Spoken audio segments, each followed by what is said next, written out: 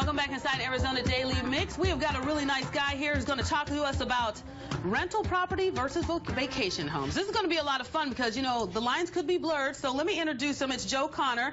He's a licensed mortgage professional with Homeowners Financial Group. Nice to have you on the show. Hey, thank you for having me today.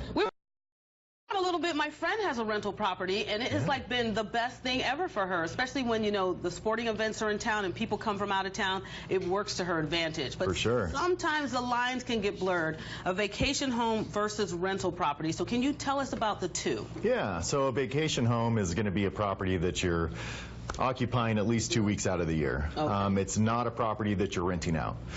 So two totally different things. If you're actually planning on renting the property, it's considered an investment home. And if you're planning on you're the only person occupying that property, then it's a second home.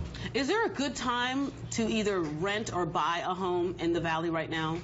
Yeah, really any time. I mean, the market here is doing great. As far as second homes are concerned, Maricopa County is leading the country in second home ownership. So a lot of people are seeing the benefit of purchasing a second home versus renting. There's a lot of cost benefits there, so really is a positive thing. And why is that? Is it because we have, you know, our city is booming? Is it because our prices are low? Why is it that people are gravitating to come here? I think it's a little bit of everything. We have great sunshine here. There you in Arizona, go. I love that. But it is still very affordable. There's a lot of employment that's come to the Valley recently, which has really helped spur the economy here. But from a price standpoint and from a cost standpoint, when somebody's buying a second home versus renting a property, if you go out on a vacation, let's say, on average, a person will pay $220 per day. Right. Now, for just a couple on a 4-day vacation, that's over $1,700 in cost.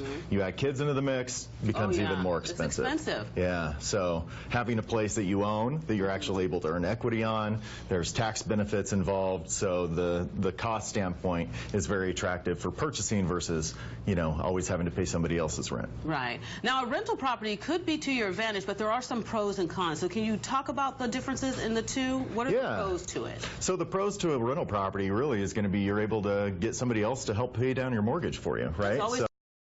That's a great thing, and a lot of people do that. And the thing with buying a rental property, you can still occupy that property a couple weeks out of the year, which is what a lot of people do with rentals.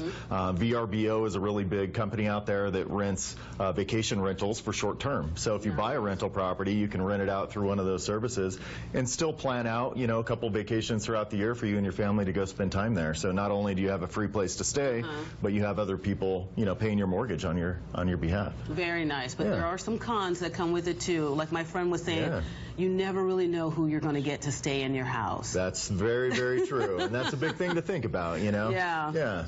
Now let's talk about the vacation home, because you said that do you have to live in the house for a certain amount of time by law? Yeah, so it's a guideline for the property to be considered an actual second home. So you need to be able to occupy the home for at least 2 weeks out of the year. Doesn't mean you're living there full time. It just means that you're the one actually occupying the property.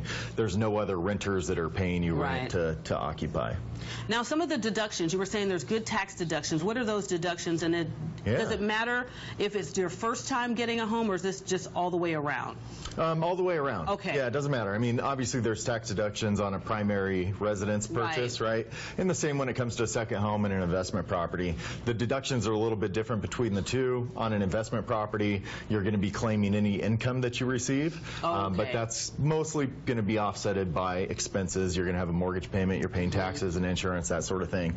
But there's a big benefit there for your overall annual tax liability on either side of the equation. So people are now getting into this. It's sort of like that Airbnb thing. A lot of people, you know, they have their vacation homes, which they enjoy. They also have rental property, and sometimes they know how to balance the two. But what advice would you give to someone who's never done this before, who's actually thinking maybe this could work to my advantage? What advice would you give them? Yeah, so I think the best advice is talking to a really good real estate professional and mortgage team, because there's pluses and minuses.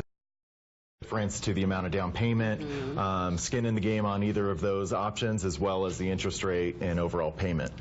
So being able to know where you're buying and what the rental market is like there and what the average rents are, how consistent are people looking to be there is very important. You don't want to get into something that, you know, you're going to have a hard time renting out. Yeah, it'll be over your head. So it's pretty much like if you were initially going in to buy a new home. You have to think of all those factors. There's a lot that goes into it. Well, I told you, Joe's the man. He knows. Joe Connor, if you need more information, he is a licensed mortgage professional right here in the Valley with Homeowners Financial Group. We'll have a link on our website, AZTV.com, so you can get more information. Let Joe know that, you want to get that vacation home or that rental property under control.